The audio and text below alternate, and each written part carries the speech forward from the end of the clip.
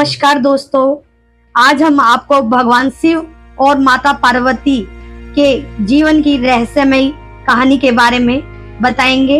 Video के अंत तक बने रहिए। यदि आपको यह कहानी हमारी अच्छी लगे तो हमारे चैनल को लाइक करें, सब्सक्राइब करें और कमेंट करके बताएं कि कल की वीडियो हम किस कहानी के ऊपर बनाएं। भगवान शिव का प्रेम। जब माता सती के वियोग में भगवान शिव ने तांडव किया, जानिए महादेव की प्रेम कहानी। गौरी शंकर, उमा महेश, शिव पार्वती, भोरे काली, यह सभी भगवान महादेव और माता पार्वती के नाम हैं।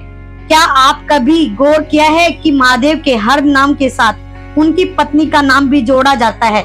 अगर आप भगवान विष्णु शिव के जीवन पर ध्यान देंगे तो आपको पता चलेगा कि भगवान शिव जी की जिंदगी प्यार से भरपूर रही है।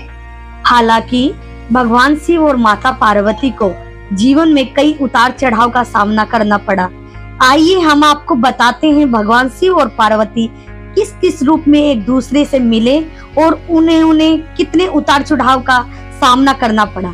भगवान शिव और माता सती ब्रह्मा के मानस पुत्र प्रजापति दक्ष की पुत्री थी। कहा जाता है कि माता सती ने अपने पिता दक्ष की इच्छा के विपरीत भोलेनाथ से शादी की थी। यही कारण है कि प्रजापति दक्ष अपनी बेटी से घृणा करने लगा। एक बार प्रजापति दक्ष ने एक विराट यज्ञ का आयोजन किया, लेकिन उसमें अपनी पुत्री सती को नहीं बुलाया।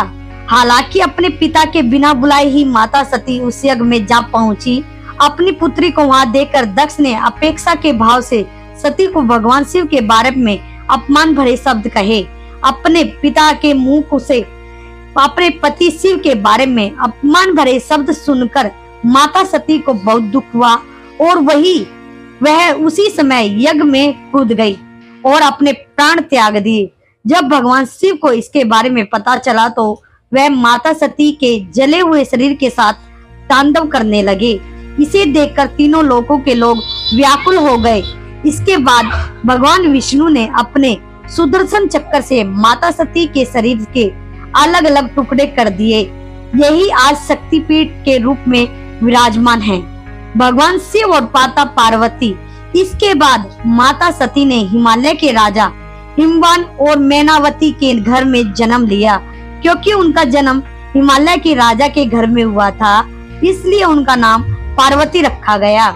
पार्वती का अर्थ पर्वतों की रानी होता है। माता पार्वती बचपन से ही भगवान शिव को अपना पति मानती थी। भगवान शिव को पाने के लिए उन्होंने कई सालों तक वन में तपस्या की।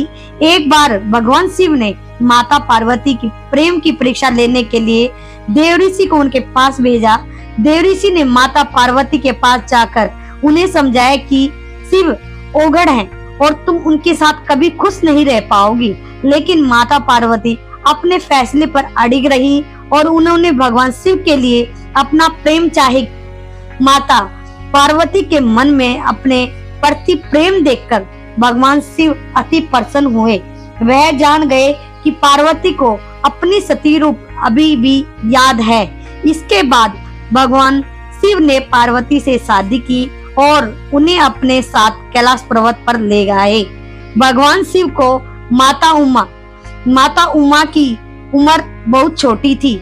जब भगवान शिव महेश हुए तो पार्वती ने भी उमा का रूप धारण कर लिया। उमा को भूमि की देवी कहा जाता है। उन्हें सरल हृदय और दयालुता की वजह से जाना जाता है। माता उमा की उत्पत्ति उत्तराखंड में हुई थी। वही कापरिप्ती के शिव मंदिर को उनका ससुराल माना जाता है। भगवान शिव और माता काली। भगवान शिव ने चौथी पत्नी के रूप में माता काली को पाया था। माता काली का जन्म दानवों का अंत करने के लिए हुआ था।